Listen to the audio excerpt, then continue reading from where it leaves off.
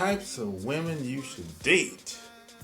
Sharp Game coming at you with another episode from ChooseYourRelationships.com, author of Boss Life Secrets, which can be found on Amazon.com.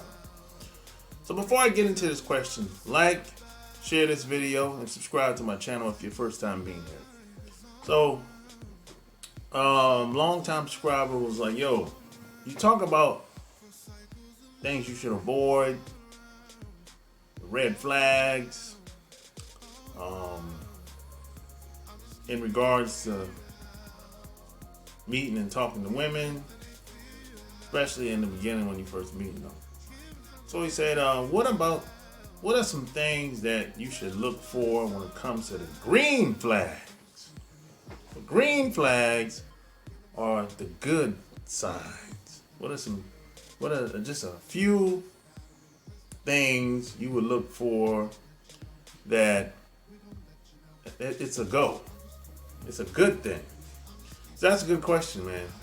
You know, there's a few of them, you know, and that's what I'm talking about in this video. I would say, man, one of the first things that I look for, and when it comes to just getting to know a woman, is how she feels about people. She might not feel anything. She might not care about people at all. I'll give you an example. If you're at the bar, restaurant with her, out in public with her, how does she treat the waitress or the waiter?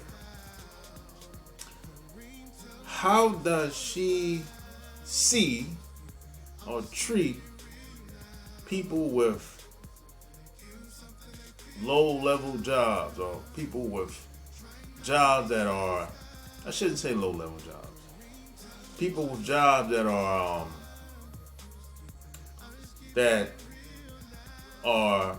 at the bottom of the totem pole? A waitress would be one of those jobs. Or maybe he's the trash man. Or could be a cop, you know, and depending on where you live at and what city or town you live at. But how does she treat those people?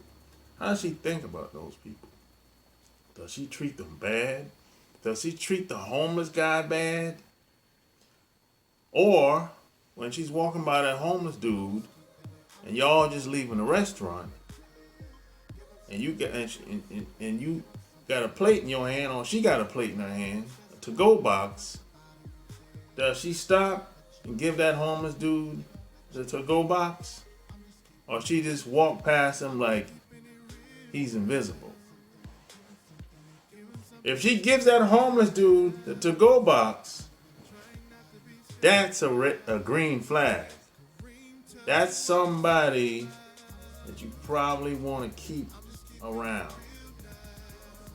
Now, if she walked past the dude and the homeless dude that's laying on the sidewalk and act like he invisible, that's a red flag right there, bro. Because if you're looking at the dude and she is acting like he don't exist, that's a red flag. Yeah, she might be a sociopath. And there's a lot of people out here that's like this, you know. And see, these types of things, this way of thinking, it overlaps other areas of her life. It could be relationships, it could be her job, it could be her family, which brings me to my next point. Does she care about a family? Does she want a family? What's her relationship with her family? How did she grow up? Now, did she grow up with family and family was a big deal to her? Does she have a good relationship with her dad? Her mom? If family was a big deal to her growing up, that's a green flag. That's a good thing. Now, if she doesn't care about family, doesn't want her own family, never thought about having no kids, that's a red flag. You know, that's a red flag. You really, because unfortunately, we don't get to pick who our parents is, and some of us we didn't have the best role models. Some of our parents was horrible. Really, some of our parents were horrible, but we don't understand this until we get older. By that time, we're in late 20s, 30s, sometimes 40s, and we realize our parents, at least one of them, weren't shit, and it's probably your mama. You don't necessarily have to tell anybody that. Everybody else already know it. You just in denial about it. And the only person that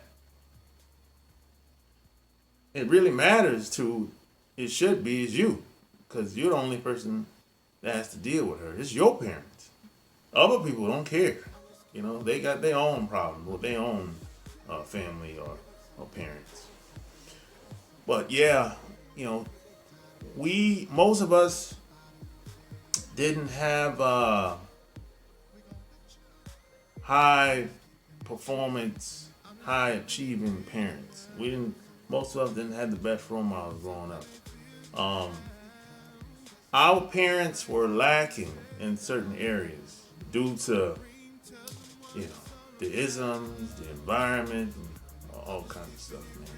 Maybe our parents were destroyed, attacked in the past, like mine.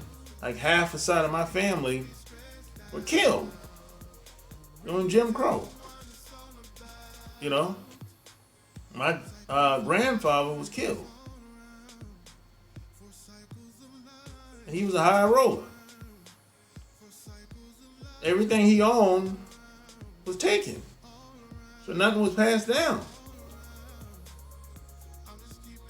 So it is what it is. But some people, they get shit passed down generation to generation.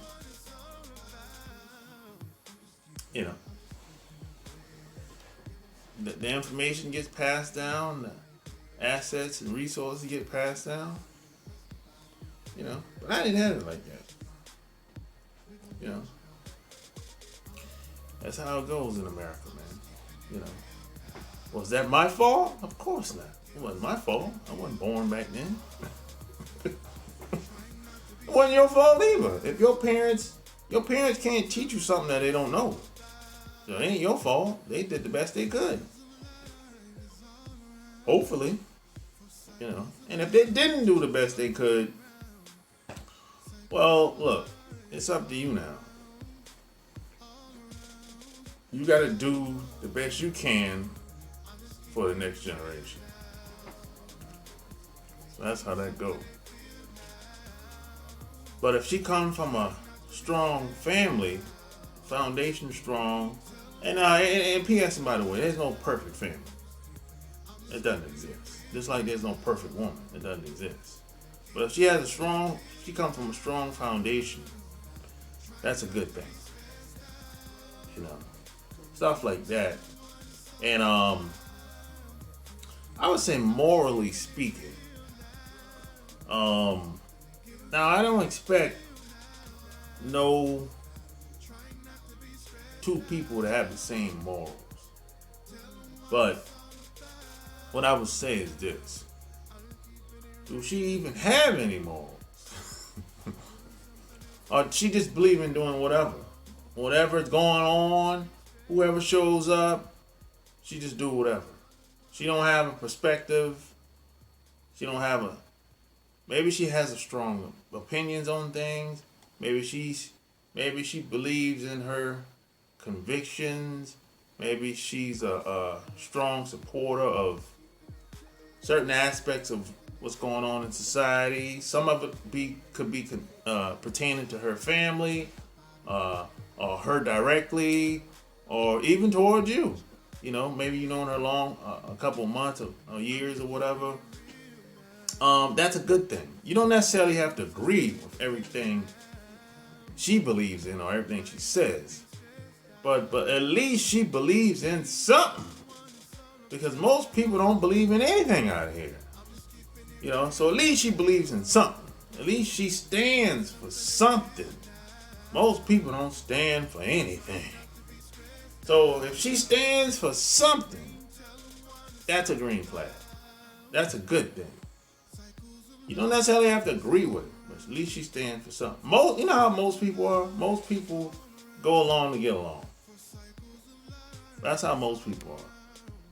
Whatever the wind blows, that's the way they go. Somebody can walk up to them and sell them a dream. If it sounds good, looks good, they head over heels. Hook, line, and sinker. That's how most people are. And most people are confused. Most people don't know if they're coming or going. You don't want to be around anybody like that. Most people will lie to you all day long. If you ask them a question, hey, how does that look? How do you feel about that? They'll start telling you what somebody else told them. They say, oh, my friend, my coworker said this. No, I'm not talking about your coworker. I'm talking, what do you think about it? So most people don't want to say how they feel, how they see it. They'll tell you what they heard on the internet, on the television, somebody at work. You don't want to really be around nobody like that. If you have to be around anybody like that, plan to get away. Because if you have an opinion, or you have strong beliefs, or you believe that you don't have to stab anybody in the back or sacrifice anybody to move forward, but they don't. Some people believe that, hey, they'll sacrifice anybody to get what they want, to move forward. If they believe that and you don't believe that, y'all can't coexist together. That's not gonna work. Y'all gonna bump heads. That's how that works. So, because if she believes that, eventually she'll sacrifice you too, at some point. If she can get away with it. So, if you're around somebody like that, you're going to always be bumping heads. So, it's hard to coexist with somebody like that. And I've been around people that's like that. You always gotta always be on guard. You always gotta watch them, see if they're gonna do what they say they're gonna do, or maybe they big talkers. They say a lot but don't do a lot. That's a red flag. Or maybe it's the opposite. Maybe they do a lot, but they talk less. That's a green flag. Because anybody that talks a lot, they can't back up all that shit. It's impossible. But if she talks less, but she's a doer, that's somebody you want to keep around. That's definitely somebody you want to keep around. But these are just a couple things, man. But the first thing I look for, man, does she care about people? Because even some of the women that I didn't necessarily want to be in a relationship with, or I didn't necessarily want to hang out with them all the time, but I've known them for a long time. I kept in touch with them for like 15, 20 years now, because I like their character. They're always thinking about how the other person might feel that they come in contact with. They don't shit on people. You know what I'm saying? Anybody that's a parasite, that's what that really is. If she's a parasite, if she takes advantage of any and everybody that she comes in contact with in some way, shape, or form, I can't stay around nobody that's like that. She'll do it to you too. Eventually. I can't stay around anybody that's like that. You know. Now,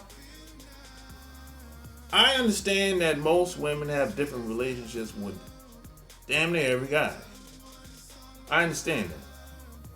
But even still then, you know, certain women know certain things. Women know that not to do certain things towards certain guys.